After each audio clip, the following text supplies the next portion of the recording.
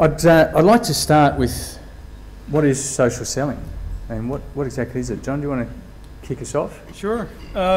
Social selling, well, can everyone hear okay? Just checking. Yep. For me, I mean, selling is selling at the end of the day, and social selling really is leveraging the new media available to you, so the new venues to be able to connect with your customers where they are, because I think that's all that's really has changed, is that customers have moved to different places from where you used to be able to come to physical networking events like this. You can still do that, obviously, but also there are venues online where your customers are getting together, where they're discussing products and services, where they're discussing the business issues they have, and you have to go and meet them there. But at the end of the day, you still have to know how to sell. So it's the media that has changed, the actual ability to sell, the ability to be able to listen, to uncover need, to develop those needs. Those are the same, it's the venues that have changed. Tom, what are your thoughts?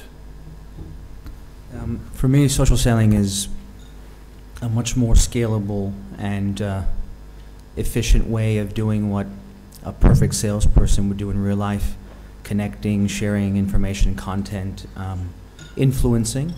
It's, for me, the process of building brand, growing demand for your products, and generating leads, as you do in real life, but in a much more scalable, efficient way because of social networks, platforms, and viral nature. Matt, you haven't long been with LinkedIn. You haven't had the feet under the table for long, but what's your thoughts on social selling? I think it's pretty much table stakes in the sales world today. So I think the two aspects that I think are really powerful about social selling are, similar to what Tom said, connections. So putting to use the most valuable asset that a sales professional has, which is their Rolodex or their connections, and doing so in a thoughtful manner, and ideally opening that up to the greater good of the company, and having more of a collaborative team selling approach. The second is insights. The information that's available in social media that people are putting out in a public forum is unbelievable. So the ability for you to learn more about your customer or your prospect and get much closer to them, to allow you to take a far more thoughtful approach before you actually go and try to speak to them, I think is, it's a data set that's never existed before, and it's an asset and something that everyone should be leveraging if they're not already doing so today. Marie, where does it sit with social media? Where does social selling sit within social media? To me, social selling is really about that transformation of the traditional purchase funnel, which was the awareness phase, the consideration phase, through to decision making. That's now changing to a cycle. Once the decision is made, you actually have the new sharing phase, which then loops back into the beginning of the awareness and consideration again. So it's the whole transformation of this traditional funnel into a cycle, and how can marketers and retailers actually take advantage of that by making sure they've got they provide a great experience, great product that their customers will want to share with their connections. Mm-hmm. And Chris, what are your thoughts on that? I'd agree with that, and I think that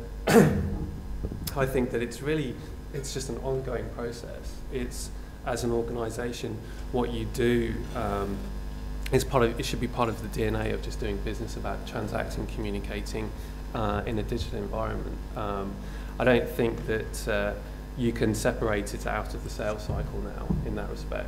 It's just part of what you do in social media now. And how is Deloitte addressing that? What are some of the things that you guys are doing?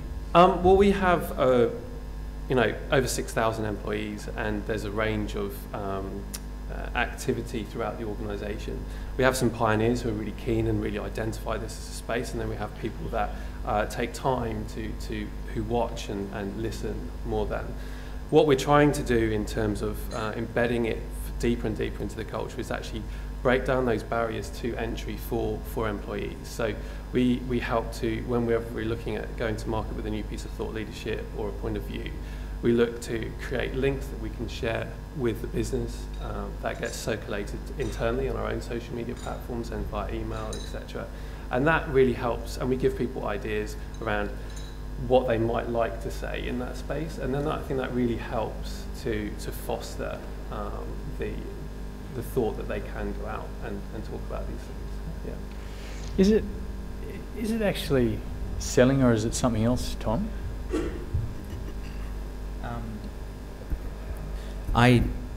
So for me, social selling has nothing to do with the actual sale. Sorry, it's not the sale itself. It leads up to the sale. I think it's a misnomer. It's a great term, social selling, but I think the proper term is probably social marketing leading up to the sale. Because at the sale, the prospect-facing person, the salesperson or the BDM, has to do their thing. They have to be competent, they have to build rapport. But up until that point, social selling is actually, for me, the process of marketing and sales working together to create the right content, identify the right prospects, share that, influence hearts and minds, and get the person to a nurtured point, the prospect, where that meeting can be secured. At that point, though, you need a sales force that can sell. But up until that point, I see it more as a social selling process that's much more about marketing and insights and influence than it is about sales online. I wouldn't advise trying to sell online per se. Danielle, how do you create a relationship through that process like that? It's interesting that you say that it's marketing. I agree with you to a point, but there's so much business just being done online now, where if we're going to be forward thinkers, we have to realise that's where it's going. The sales force is diminishing. A lot of contact is happening through email correspondence, over the phone, obviously, but social selling is growing, and people will follow leads, and that will take them to a website where they will continue to make the decision and potentially buy on there. And to be honest, it's a smart way for businesses. The customers are online already, they're ready to be engaged, and so all you need to engage them and take them to where they will buy online. As far as running a business and being productive and keeping costs down, it's very effective. It is definitely the way of the future, so I have to argue with you there.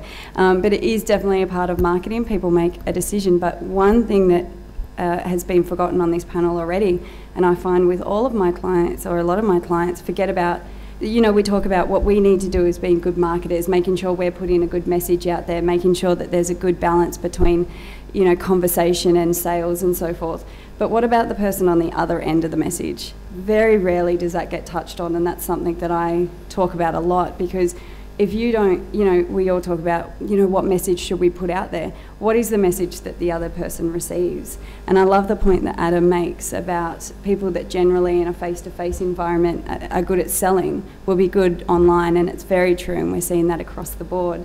And that's because they understand that you don't come into an event like this and walk up to someone, pass them your card and say, so we have products on ABC, these are the benefits. It's not like that. It's about relationship, and it's not a speed networking event, and neither is social selling or social networking as well. So always making sure that you understand who the other person is that are receiving your messages, even if it's the entire population on Twitter.